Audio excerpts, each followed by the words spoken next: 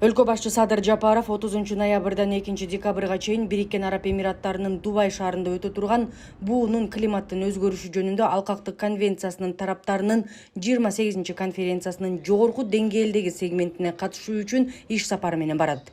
Бул тууралуу президенттин администрациясынын тышкы саясат бөлүмүнүн башчысы Муратбек Азымбакиев билдирди. Баэдеги 30 ноябрдан 12 декабрга чейинки кезектеги климаттык конференцияга дүйнө жүзү боюнча лидерлер чогулуп, климаттын өзгөрүшүнө каршы Париж келишимин ишке ашыруунун жүрүшүн талкуулашат жана глобалдык жылуулукту чектөө боюнча мындан аркы кадамдарды аныкташат. 1 декабрда Садыр Жапаровдун Бириккен Улуттар Уюмунун климаттын өзгөрүшү жөнүндө Алкактык конвенциясынын тараптарынын 28 конференциясынын пленардык отурумунда сөз сүйлөйт.